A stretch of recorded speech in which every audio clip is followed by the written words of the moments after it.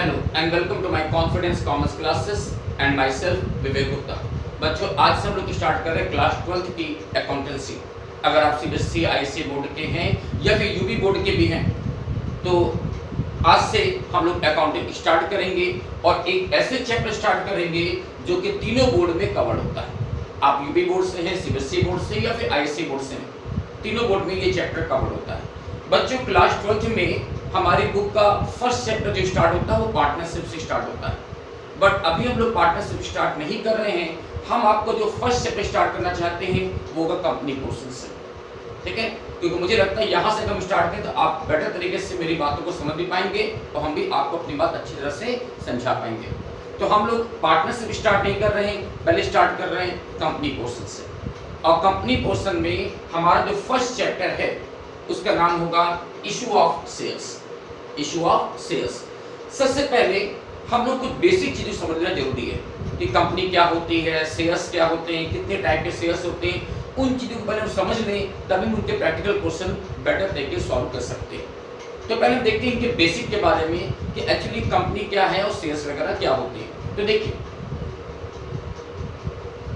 सबसे पहले देखिए व्हाट इज कंपनी। बच्चों, क्लास 11th में आप लोगों ने पढ़ा था कंपनी के डेफिनेशन। कई अलग अलग ऑथर्स ने कंपनी को अलग अलग तरीके से डिफाइन किया।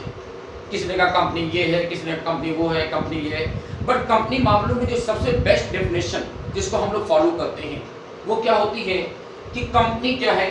तो company is an artificial person created by law. Company क्या होती है? लॉ के द्वारा बनाया गया एक आर्टिफिशियल पर्सन होती है। कंपनी लॉ के द्वारा बनाई गई एक आर्टिफिशियल पर्सन होती है। हैविंग सेपरेट लीगल एंटिटी, जिसका अपने मेंबर से सेपरेट लीगल एंटिटी होता है। सेपरेट लीगल एंटिटी का मतलब क्या हो बच्चों कि कंपनी का अपने मेंबर से बिल्कुल अलग अस्तित्व होता है। कंपनी के पर्सनालिटी उसके मेंबर से बिल्कुल अलग होती है, यानी कंपनी अलग है, उसके मेंबर्स अलग माने जाते हैं। एंड परपेचुअल सक्सेशन, कि हर एक कंपनी के पास परपेचुअल सक्सेशन होता है। परपेचुअल सक्सेशन का मतलब क्या हुआ कि कंपनी की जो लाइफ होती है वो उसके मेंबर की लाइफ पर डिपेंड नहीं करती, बल्कि कंपनी की लाइफ अनलिमिटेड लाइफ होती है। कंपनी की लाइफ अनलिमिटेड होती है, लॉन्ग टाइम पे कंपनी चलती रहती है, ठीक है? And having a common seal, और हर एक कंपनी के पास अपनी एक कॉमन सील होती है। तो किसी भी ऑर्गेनाइजेशन में अगर ये सारी क्वालिटी होती है तो वो ऑर्गेनाइजेशन माना जाता है कंपनी। फिर से कहेंगे कंपनी क्या होती है? कि company is an artificial person created by law, having separate legal entity, perpetual succession and having a common seal. तो ये है कंपनी की बेस्ट डेफिनेशन। अब इस डेफिनेशन के बेस पर हम लोग समझेंगे कंपनी के मेन फीचर्स क्या होते हैं। तो देखिए, कंपनी के मेन फीचर्स क्या है, या इसको हम कह सकते हैं कैरेक्टरिस्टिक्स ऑफ अ कंपनी, ठीक है? देखिए फटाफट देखेंगे क्योंकि बहुत ज्यादा इंपॉर्टेंट नहीं है, फिर आपके नॉलेज के लिए दे रहे हैं। कंपनी के फीचर्स क्या कहते हैं? फर्स्ट फीचर मैंने आपको दिया, an artificial person. An artificial person means क्या हुआ कि कंपनी एक आर्टिफिशियल पर्सन होती है। सबसे पहले आप ये देखिए, कंपनी को हम लोग एक पर्सन मानते हैं। बच्चों, हम लोग जानते हैं 3 टाइप का बिजनेस ऑर्गेनाइजेशन होता है, सोल ट्रेड, पार्टनरशिप और कंपनी। बच्चों, हम लोग जानते हैं सोल ट्रेड और पार्टनरशिप को हम लोग पर्सन नहीं बोलते, लेकिन कंपनी को हम लोग पर्सन बोलते हैं। क्यों? क्योंकि कंपनी अपने नाम से वो सारे काम कर सकती है जैसे हम और आप लोग अपने बिजनेस के लिए करते हैं। कंपनी अपने नाम से गुड्स और प्रॉपर्टी परचेज करती है, अपने नाम से गुड प्रॉपर्टी सेल कर सकती है, अपने नाम से सूट फाइल कर सकती है। तो कंपनी अपने नाम से वो सारे काम कर सकती है जैसे हम और आप लोग अपने बिजनेस के लिए करते हैं। तो कंपनी को हम लोग पर्सन बोलते हैं। But it is a artificial person. बच्चों, इसको हम लोग आर्टिफिशियल पर्सन क्यों बोलते हैं? क्योंकि इसका कोई फिजिकल रूप नहीं होता, ये कोई एक नेचुरल पर्सन नहीं है, बल्कि क्या ये एक आर्टिफिशियल पर्सन है। हम लोग कंपनी को देख नहीं सकते, ये इनविजिबल होती है।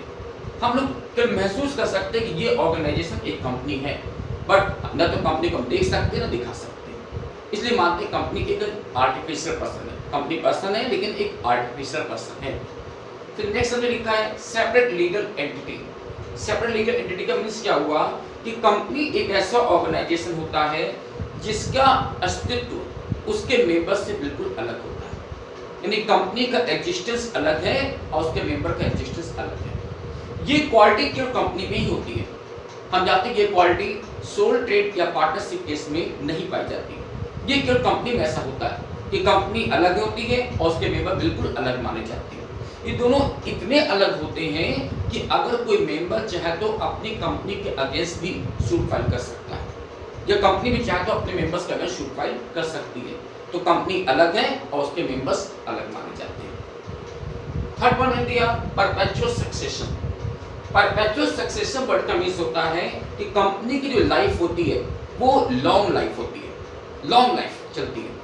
हम लोग जानते हैं सोल ट्रेड या पार्टनरशिप मामलों में क्या होता है कि सोल ट्रेड या पार्टनरशिप के मामलों में इनकी लाइफ उनके मेंबर की लाइफ पर डिपेंड करती है। जब तक सोल ट्रेडर या पार्टनर्स अलाइव हैं तब तक बिजनेस चलेगा, और जिस दिन उनकी डेथ हो गई बिजनेस खत्म। लेकिन ऐसा कंपनी मामलों में नहीं होता। कंपनी की लाइफ अनलिमिटेड लाइफ होती है। जब तक कि लॉ किसी कंपनी का वाइंड अप को ऑर्डर नहीं देता, कंपनी का वाइंड अप नहीं होता। यानी कि कंपनी की लाइफ उसके मेंबर की लाइफ पर डिपेंड नहीं करती है। हम लोग एक स्लोगन बोलते हैं यहाँ पर कि members may go, members may comes, but the company goes always forever. Members may go, members may comes, but the company goes always forever.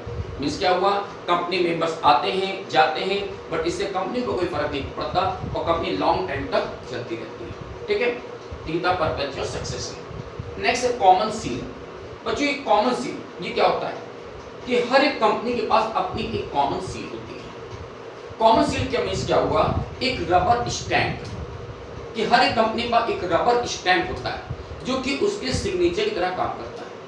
बच्चों अभी हमने देखा कंपनी एक आर्टिफिशियल पर्सन होती है, ये इसका कोई फिजिकल फॉर्मेट नहीं होता, इसके हमारी तरह से कोई हाथ पैर नहीं होते। तो जब भी कंपनी को कोई कॉन्ट्रैक्ट साइन करना होता है, कोई एग्रीमेंट करना होता है, तो हमारे आप की तरह वो कुछ साइन नहीं कर सकती। तो सिग्नेचर की जगह वो क्या करती है, रबर स्टैंप लगाती है। ये स्टैंप इस बात की गारंटी होती है कि ऐसे डॉक्यूमेंट के लिए या ऐसे एग्रीमेंट के लिए कंपनी लायबल मानी जाएगी। ठीक है, तो कॉमन सील कंपनी का एक प्रकार का रबर स्टैंप होता है जो कंपनी के सिग्नेचर की तरह काम करता है। Next limited liability. Limited liability means क्या हुआ कि कंपनी के जो मेंबर्स होते हैं उनकी लायबिलिटी लिमिटेड मानी जाती है। कंपनी के जो मेंबर्स होंगे उनकी लायबिलिटी लिमिटेड होगी। जैसे सोचिएगा पार्टनरशिप या सोल ट्रेड के मामले में जो उनके मेंबर्स होते हैं उनकी लायबिलिटी अनलिमिटेड होती है। यानी उन मामलों में अगर फर्म को या सोल ट्रेड के मामले बिजनेस में कोई लॉस हो गया तो ऐसे लॉस के लिए जो पार्टनर्स है या जो सोल ट्रेडर है वो उसकी पर्सनल प्रॉपर्टी भी लायबल मानी जाती है। लेकिन यही चीज कंपनी मामले में अप्लाई नहीं होता। कंपनी में क्या होता है कि कंपनी का लॉस भी हो जाए, हैवी लॉस हो जाए, लेकिन इसके बाद भी उनके मेंबर्स के ऊपर कोई इसका इफेक्ट नहीं पड़ता। मेंबर्स की लायबिलिटी लिमिटेड होगी। कितनी लिमिटेड होगी, up to the face value of the shares held. जितनी वैल्यू के हमने शेयर ले रखे हैं बस उतनी वैल्यू तक हमारी लायबिलिटी लिमिटेड मानी जाती है। मान लीजिए मेरे पास 1000 रुपए के शेयर्स हैं तो मेरी लायबिलिटी केवल 1000 रुपए तक लिमिटेड होगी। कंपनी मुझसे उससे ज्यादा का पैसा नहीं मांग सकती है। ठीक है, तो लिमिटेड लायबिलिटी, यानी कि लिमिटेड लायबिलिटी का मतलब ये कभी नहीं होता कि कंपनी की लायबिलिटी लिमिटेड होगी। तो बच्चे कहते हैं सर कंपनी की लायबिलिटी लिमिटेड होगी, ऐसा नहीं है। कंपनी की लायबिलिटी तो हमेशा अनलिमिटेड होती है। लायबिलिटी लिमिटेड किसकी होती है, उसके मेंबर्स जो शेयर होल्डर्स हैं उनकी लायबिलिटी लिमिटेड मानी जाती है। और लास्ट में रिप्रेजेंटेटिव मैनेजमेंट्स मींस क्या हुआ कि कंपनी मामलों में क्योंकि शेयर होल्डर्स या मेंबर्स बहुत ज्यादा हो सकते हैं तो वो सारे मेंबर कंपनी का मैनेजमेंट नहीं कर सकते। तो ऐसे मामले में कंपनी का मैनेजमेंट कौन करते हैं, कंपनी के मेंबर्स के द्वारा चुने गए जो रिप्रेजेंटेटिव होते हैं वो लोग कंपनी का मैनेजमेंट करते हैं। और इन रिप्रेजेंटेटिव को हम लोग कहते हैं डायरेक्टर्स। क्या बोलते हैं, डायरेक्टर्स। तो कंपनी का मैनेजमेंट कंपनी के डायरेक्टर के द्वारा किया जाता है, तो इसलिए बोलते हैं ये रिप्रेजेंटेटिव मैनेजमेंट होता है। तो ये थे कंपनी के मेन फीचर्स। ओके, ये सारी चीजें आप लोगों ने क्लास 11 में से पढ़ रखी हुई हैं, मैंने एक बार जल्दी से आपको रिवाइज कर दिया। देखिए अब इसके बाद देख लेते हैं हम लोग टाइप्स ऑफ कंपनी। ये कंपनी कितने टाइप की हो सकती है। बच्चों कंपनी को हम लोग कई अलग अलग तरीके से कैटेगराइज कर सकते हैं, लेकिन हमारे सिलेबस के पॉइंट ऑफ व्यू से हमने यहाँ पर 3 कैटेगरी आपको दे रखी है, जिनको आपको समझना है। ये कंपनी को हम लोग 3 तरीके से यहाँ पर कैटेगराइज कर रहे हैं। देखिए सबसे पहले फर्स्ट कैटेगरी में आपको दिया limited company and unlimited company. Limited company क्या होता है, एक ऐसी कंपनी जिसके मेंबर्स की लायबिलिटी लिमिटेड होती है। एक ऐसी कंपनी जिसके मेंबर्स की लायबिलिटी लिमिटेड होगी। कितनी लिमिटेड होगी? Up to the face value of the shares held by them. जितनी वैल्यू के शेयर उसने ले रखे हैं उतने अमाउंट तक उसकी लायबिलिटी लिमिटेड होगी। जैसे मैं फिर से कह रहा हूँ कि मान लीजिए हम किसी कंपनी के शेयर होल्डर्स हैं और मेरे पास 1000 रुपये का कोई शेयर है, तो मेरी जो लायबिलिटी होगी वो करीब 1000 रुपये तक की होगी। भले ही कंपनी ऊपर हजारों सैकड़ों की लायबिलिटी आ जाए, लेकिन मेरी लायबिलिटी जो होगी वो करीब 1000 रुपये तक की होगी। यानी हम कंपनी को केवल मैक्सिमम 1000 रुपये तक देने के लिए लायबल होंगे, उससे ज़्यादा कुछ नहीं। हमारी प्राइवेट प्रॉपर्टी, हमारी पर्सनल प्रॉपर्टी कंपनी के लिए लायबल नहीं मानी जाएगी, ठीक है। जबकि इसका अपोजिट अनलिमिटेड कंपनी, कि अनलिमिटेड कंपनी में क्या होता है, इसके जो मेंबर्स होते हैं उनकी लायबिलिटी अनलिमिटेड होती है, जैसे कि सोल ट्रेड या पार्टनरशिप केस में होती है। तो अनलिमिटेड कंपनी के मामले में उनके जो मेंबर्स होंगे उनकी लायबिलिटी अनलिमिटेड होगी और कंपनी के लिए उनकी प्राइवेट प्रॉपर्टी में लायबल होगी। प्राइवेट प्रॉपर्टी भी कंपनी के कामों के लिए लायबल हो जाती है। बच्चों आपके नॉलेज के लिए मैं बता दूं, हमारे इंडिया में जितनी भी कंपनियां बनती हैं वो सारी कंपनियां होती है लिमिटेड कंपनी। अनलिमिटेड कंपनी हमारे इंडिया में नहीं होती है, ठीक है। नेक्स्ट आता है guarantee and share capital company. ये क्या होता है? गारंटी कंपनी क्या होता है कि गारंटी कंपनी एक ऐसी कंपनी होती है जिसके पास शेयर कैपिटल नहीं होती है। ऐसी कंपनी में क्या होता है कि इसके जो मेंबर्स होते हैं वो एक सर्टेन अमाउंट देने की गारंटी लेते हैं। वो इस बात की गारंटी लेते हैं कि जब कभी भी कंपनी लॉस में जाएगी या कंपनी का वाइंड अप हो रहा होगा, उस टाइम वो एक सर्टेन अमाउंट जैसे 50,000, लाख, 2 लाख, 5 लाख रुपया पेमेंट करेंगे। इस बात की वो गारंटी देते हैं।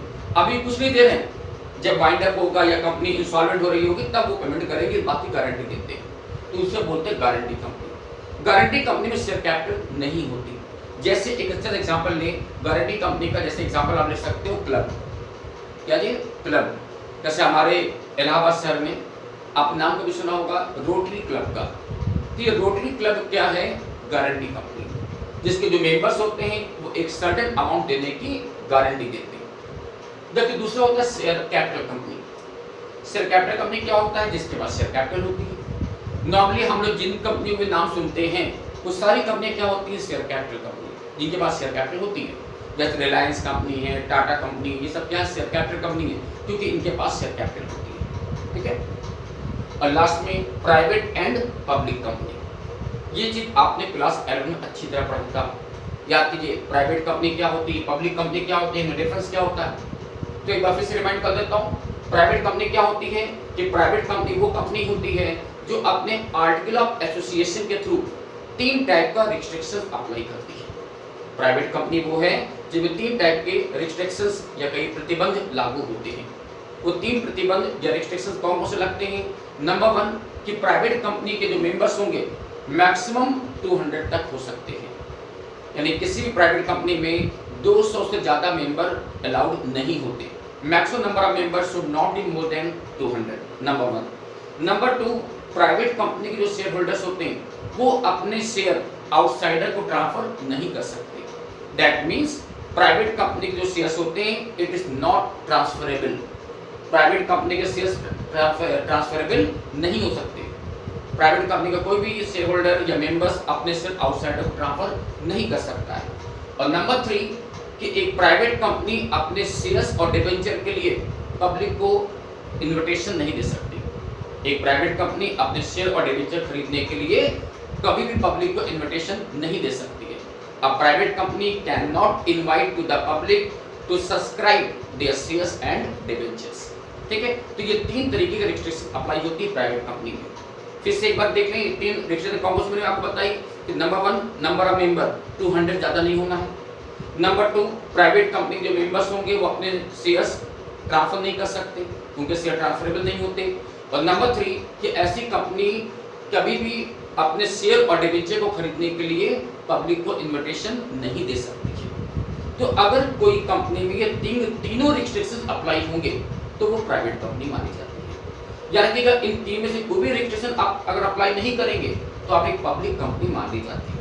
तो हम कह सकते हैं कि पब्लिक कंपनी क्या होती है? तो public company are those which are not a private company.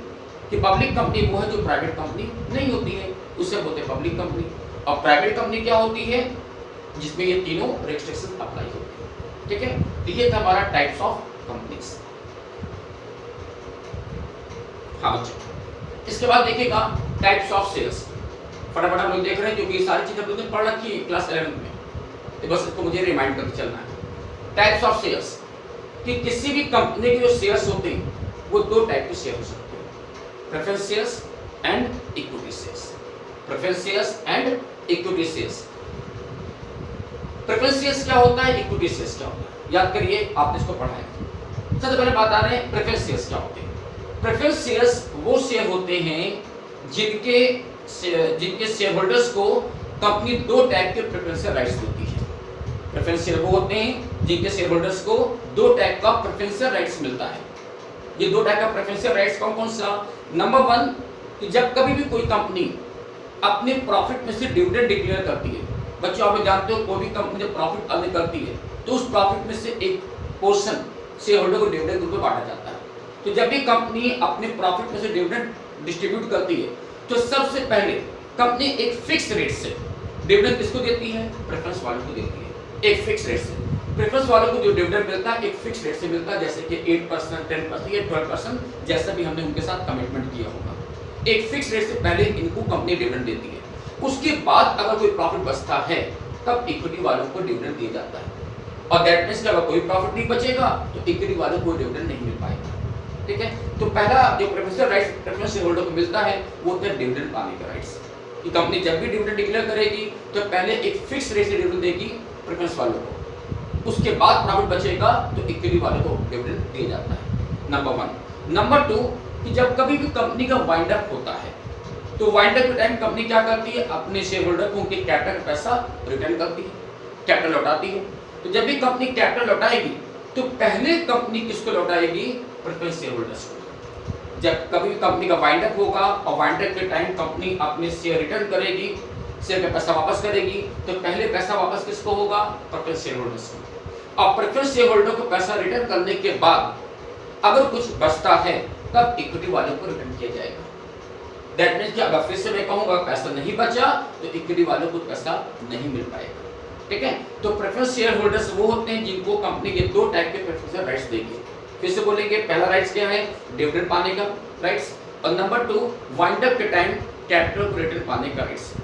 ये दो प्रेफरेंशियल राइट्स मिलते हैं प्रेफरेंस शेयर होल्डर्स को। ठीक है, और दूसरी कैटेगरी आती है इक्विटी शेयर्स की। इक्विटी शेयर्स क्या होता है, बच्चों भी जानते हैं इक्विटी शेयर्स वो होते हैं जिनके शेयर होल्डर्स को कंपनी का ओरिजिनल ओनर माना जाता है।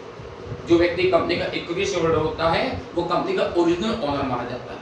उसको हम ओरिजिनल ओनर इसलिए बोलते हैं कि कंपनी मामलों में सारे रिस्क वो बियर करता है और सारे डिसीजन भी वो खुद लेता है। कंपनी को अगर हैवी प्रॉफिट होगा, बल्क में प्रॉफिट हुआ, सुपर प्रॉफिट हुआ, तो सबसे ज्यादा फायदे में इक्विटी शेयर होल्डर रहता है। और इन केस अगर कंपनी को लॉस हो गया तो सबसे बड़ा लॉस भी इक्विटी वालों को बियर करना पड़ता है। तो इक्विटी शेयर होल्डर कंपनी में वास्तव में रिस्क में रहते हैं कि अगर कंपनी को प्रॉफिट हुआ तो सबसे बड़ा एडवांटेज इन्हीं को मिलेगा, और कंपनी का लॉस हुआ तो सबसे बड़ा लॉस भी इक्विटी वालों को ही बियर करना पड़ता है। एक चीज और कि कंपनी मामले में जब भी कोई डिसीजन होता है तो वो डिसीजन कौन लेते हैं, इक्विटी शेयर होल्डर लेते हैं, क्योंकि केवल इक्विटी शेयर होल्डर को ही वोटिंग राइट्स भी मिलता है। कंपनी में जब भी कोई मीटिंग्स होगी और उसमें डिसीजन लिया जाएगा तो वो डिसीजन कंपनी के इक्विटी शेयर होल्डर लेते हैं, उसमें कोई प्रेफरेंस शेयर होल्डर नहीं आता है। ठीक है, इक्विटी शेयर होल्डर कंपनी के ओरिजिनल ओनर माने जाते हैं। तो ये थे हमारे दो टाइप के share, preference share and equity share. हाँ बच्चों, एक और समझ लीजिए, हम लोग अपने रियल लाइफ में सुनते हैं ना शेयर मार्केट के बारे में, बॉम्बे स्टॉक एक्सचेंज या नेशनल स्टॉक एक्सचेंज, तो वहां पर जो भी शेयर का ट्रेडिंग होती है नॉर्मली वो सारे शेयर्स कौन से होते हैं, इक्विटी शेयर्स होते हैं। हम लोग जो भी शेयर ट्रेड करते हैं, शेयर खरीद रहे हैं, बेच रहे हैं, वो नॉर्मली वो जो भी शेयर होते हैं वो हमेशा इक्विटी शेयर्स होते हैं। प्रेफरेंस शेयर बहुत ही रेयर केस में होता है। इसलिए जब मैं इसका प्रैक्टिकल क्वेश्चन लगाऊंगा तो अगर किसी क्वेश्चन में मेंशन नहीं कि वो इक्विटी या प्रेफरेंस है तो हम लोग हमेशा ये बात मानेंगे कि वो इक्विटी शेयर्स है, क्योंकि नॉर्मली जो हम लोग शेयर ट्रेड करते हैं वो हमेशा इक्विटी शेयर्स ही होते हैं। ठीक है, और आज के लिए नेक्स्ट और लास्ट पॉइंट आता है हमारा टाइप्स ऑफ प्रेफरेंस शेयर्स। अभी हमने ये देखा कि प्रेफरेंस शेयर्स क्या होते हैं, जिनके पास दो टाइप के प्रेफरेंशियल राइट्स होते हैं। अब मुझे देखना है टाइप्स ऑफ प्रेफरेंस शेयर्स कि प्रेफरेंस शेयर्स को हम लोग कितने टाइप में डिवाइड कर सकते हैं। फटाफट देखिएगा, बहुत इजी मीनिंग है इनकी कि प्रेफरेंस शेयर्स कितने टाइप के होते हैं, थ्योरी प्रोसेस में से आ सकता है। फर्स्ट हेडिंग में लिखा कम्युलेटिव प्रेफरेंस शेयर्स और उसके बाद सेकंड हेडिंग है नॉन कम्युलेटिव प्रेफरेंस शेयर्स। दो दो करके एक साथ समझेंगे। कम्युलेटिव और नॉन कम्युलेटिव प्रेफरेंस शेयर्स क्या होते हैं समझिएगा। कम्युलेटिव प्रेफरेंस शेयर्स वो शेयर होल्डर्स वो शेयर्स होते हैं जिन पर कि अगर कोई कंपनी किसी साल प्रॉफिट सफिशिएंट न हो पाने की वजह से इन पर डिविडेंड नहीं दे पाती है तो इनका कोई लॉस नहीं होगा, बल्कि कंपनी क्या करेगी, आगे के सालों में जब कभी भी कंपनी को हैवी प्रॉफिट होगा तो कंपनी बकाया साल का डिविडेंड भी इनको पेड करेगी। यानी किसी वजह से अगर इनको किसी साल का डिविडेंड नहीं मिल पाता है तो इन्हें आगे के सालों में वो बकाया डिविडेंड पाने का राइट्स होता है, इसलिए इनको बोलते हैं कम्युलेटिव प्रेफरेंस शेयर्स। देखिए दूसरा नॉन कम्युलेटिव प्रेफरेंस शेयर्स, ये वो शेयर होल्डर होते हैं जिन पर कि अगर कोई कंपनी किसी साल डिविडेंड नहीं दे पाती है तो उस साल का डिविडेंड उनका लॉस हो जाता है, उस साल डिविडेंड का लॉस हो जाएगा, खत्म हो गया, भूल जाइए। आगे के सालों में आपको ये बकाया डिविडेंड पाने का राइट्स नहीं दिया जाता है, इसे बोलते हैं नॉन कम्युलेटिव प्रेफरेंस शेयर्स। ठीक है, ये बात क्लियर हो गई, कम्युलेटिव और नॉन कम्युलेटिव। नेक्स्ट देखिए redeemable preference shares and non redeemable preference shares, ये क्या होते हैं? रिडीमेबल प्रेफरेंस शेयर्स का मतलब वो प्रेफरेंस शेयर्स जिनको कंपनी ये कमिटमेंट करती है कि उनका रिडम्पशन एक सर्टेन पीरियड के बाद कंपनी कर देगी। बच्चों ये रिडम्पशन का मतलब क्या हुआ? रिडम्पशन का मतलब होता है रीपेमेंट करना, पैसा वापस करना। तो रिडीमेबल प्रेफरेंस शेयर्स वो होते हैं जिनको कंपनी कमिटमेंट करती है कि एक सर्टेन पीरियड के बाद 5 साल 6 साल 7 साल के बाद कंपनी इन शेयर होल्डर को इनका पैसा लौटा देगी, कंपनी इनको पैसा वापस कर देगी, इसे बोलते हैं रिडीमेबल प्रेफरेंस शेयर्स। लेकिन नॉन रिडीमेबल प्रेफरेंस शेयर्स क्या होते हैं? ये वो प्रेफरेंस शेयर होल्डर होते हैं जिनको कंपनी कोई कमिटमेंट इस तरीके से नहीं करती, यानी यहाँ पर कंपनी पैसा लौटाने के लिए बाउंड नहीं होती और कंपनी ऐसे शेयर होल्डर का पैसा जो लौटाती है अपने वाइंड अप के टाइम लौटा पाती है, बीच में कभी कंपनी का पैसा वापस नहीं करती है। ये होते हैं non redeemable preference shares. Normally हमारे इंडिया में जो भी प्रेफरेंस शेयर्स इश्यू किए जाते हैं वो हमेशा रिडीमेबल प्रेफरेंस शेयर्स होते हैं जिनको एक सर्टेन पीरियड के बाद मुझे उनका रिडम्पशन करना होता है। नेक्स्ट है convertible and non convertible preference shares. समझिएगा, कन्वर्टेबल प्रेफरेंस शेयर्स क्या होते हैं? वो प्रेफरेंस शेयर्स जिनको कंपनी ये राइट्स देती है कि एक सर्टेन पीरियड के बाद वो चाहे तो अपने प्रेफरेंस शेयर्स को इक्विटी शेयर में कन्वर्ट करा सकते हैं। अगर वो चाहे उनको ये ऑप्शन दिया जाता है कि एक सर्टेन पीरियड के बाद वो अपने प्रेफरेंस शेयर्स को इक्विटी शेयर में कन्वर्जन कर सकते हैं, कन्वर्ट कर सकते हैं, वो कहलाते हैं कन्वर्टेबल प्रेफरेंस शेयर्स। और दूसरा था नॉन कन्वर्टेबल प्रेफरेंस शेयर्स, जहां पर कंपनी इस तरह के राइट्स आपको नहीं देती, यानी ऐसे प्रेफरेंस शेयर्स को हम इक्विटी शेयर में कन्वर्ट नहीं करा सकते हैं। और लास्ट पॉइंट है participating preference shares and non participating preference shares. समझिएगा, पार्टिसिपेटिंग प्रेफरेंस शेयर का मतलब क्या हुआ? ये वो शेयर होल्डर होते हैं जिनको कंपनी एक फिक्स रेट से डिविडेंड देती है, इसके बाद भी इनका राइट्स खत्म नहीं होता। एक फिक्स रेट से डिविडेंड पाने के बाद कंपनी जब इक्विटी वालों को डिविडेंड डिस्ट्रीब्यूट करती है तो उस प्रॉफिट में से भी इनको अपना शेयर पाने का राइट्स होता है, यानी इन्हें 2 बार डिविडेंड मिलेगा। एक तो फिक्स रेट डिविडेंड मिल जाएगा, उसके बाद जब कंपनी इक्विटी वालों को डिविडेंड डिस्ट्रीब्यूट करेगी तो फिर से इनको अलग से डिविडेंड भी मिलता है, यानी वो इक्विटी के साथ भी पार्टिसिपेट करते हैं और इसीलिए इनका नाम है पार्टिसिपेटिंग प्रेफरेंस शेयर्स।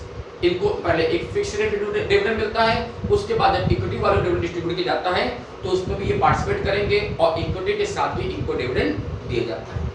और लास्ट में नॉन पार्टिसिपेटिंग प्रेफरेंस शेयर्स, यानी ये वो प्रेफरेंस शेयर्स होते हैं जिनको केवल एक फिक्स रेट से डिविडेंड मिलता है, इनको इक्विटी के साथ कोई पार्टिसिपेट करने का राइट्स नहीं दिया जाता है। ठीक है, तो ये थे मेरे टाइप्स ऑफ प्रेफरेंस शेयर्स।